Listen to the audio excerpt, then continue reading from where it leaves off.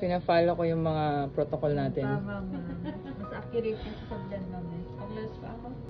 Yung iba ba, nag-pregnancy test, very faint line pa pag ganun eh, nag-try ako dati. After the HCG.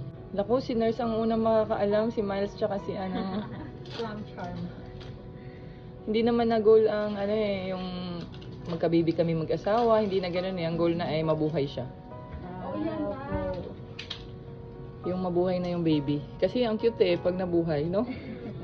Tama yan. Pag nakilala mo balang araw, sabihin mo, ay, ito yung anak ko.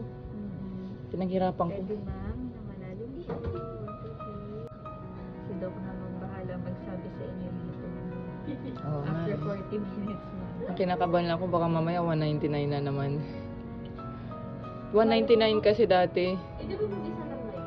Isa lang naman ngayon. Ano kung ako noon yung mas mataas? O yun nga, grabe kung mag-split, no? Mas mataas ba ang chance?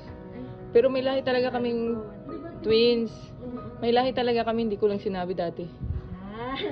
Oo, nung tinanong ako. Kayo naman, press nyo na lang po. Apo, salamat.